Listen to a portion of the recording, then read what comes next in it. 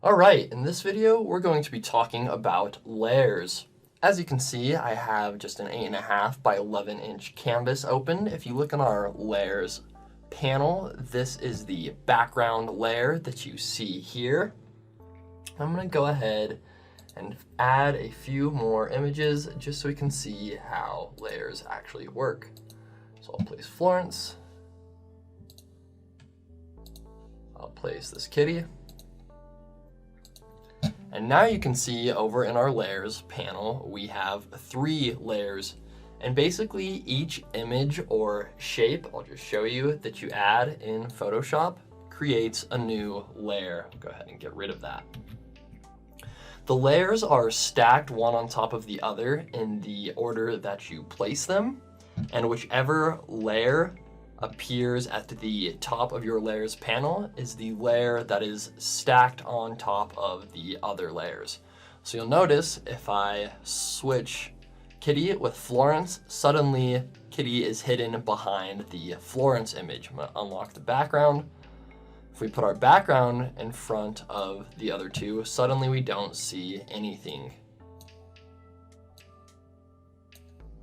So you guys can kind of see how that works. There's a lot of things you can do with layers. We're gonna cover some of them in this video. We're not really gonna worry about anything down here. We're not gonna worry about opacity or fill or anything like that. But what I do want you guys to know are these little eye icons, which if you click on them, they toggle the visibility of the layer. This can help when you're editing. And it's also good to note that anything that is toggled off when you go to print or export will not appear on your print or export. So if we toggled this kitty visibility off, even though the layer is still there in Photoshop, if we were to just go print this, we would only see this image of the river in Florence. Cool, so the next thing we want to talk about with layers are blending modes. And what blending modes do is tell the layer with the blending mode how to interact with all of the layers beneath it.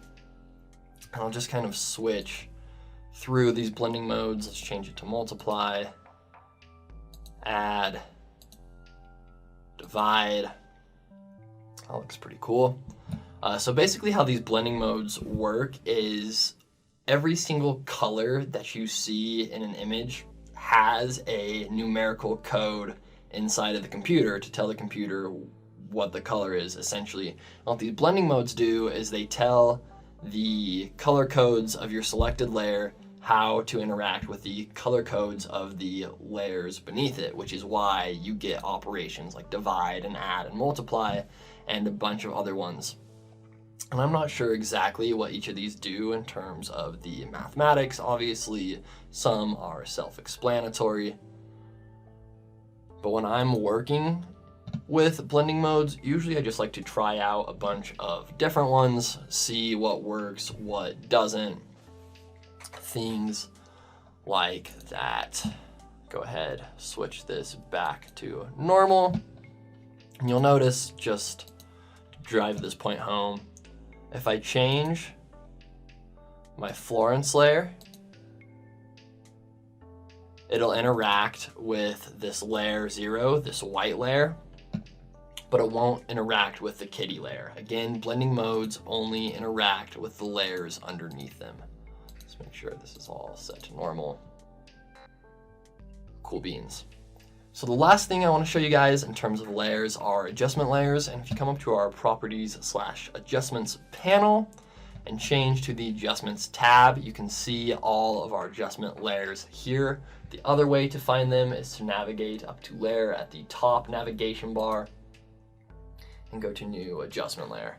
But really it's easier to work from this panel. And you'll notice there's a bunch of different things we can do here. We have color lookup tables, channel mixers, brightness, contrast adjustments, color balance, hue saturation, all sorts of things. And I'm just gonna show you guys what these do. I'll add a gradient map because these ones are pretty obvious. They overlay a gradient across everything. We can edit the gradient up in properties as long as we have our gradient map layer selected. So let's make it something a little more contrasty. Perfect. Oh, I didn't save it. Let's do that again. Okay, cool, okay. So you'll notice with the adjustment layers is they don't add any new shapes or images to your canvas. They only interact with the layers below them. They're similar to blending modes in that way. So you notice if I move my gradient map below the kitty, it'll only impact the Florence layer. Same thing if I move it up here, if I move it to the bottom, it'll only affect that background. And there's a bunch of different adjustment layers. Once again, they all have a wide variety of properties, so brightness, contrast, pretty self-explanatory. Some are less explanatory, and I'm not going to go over what each one does here. We'll save that for a different class, but the important thing for you to know is the powerful, non-destructive nature of these layers. When I say powerful, I mean you get extreme edits by adding just one layer.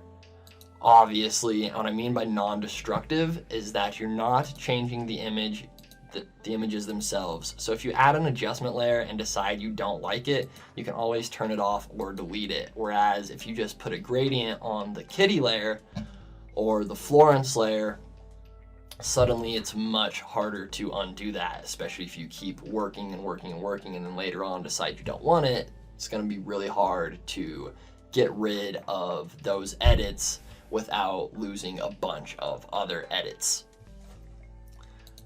But if you use adjustment layers, you don't have to worry about that. You can delete them at will no matter how far along you go into the editing process.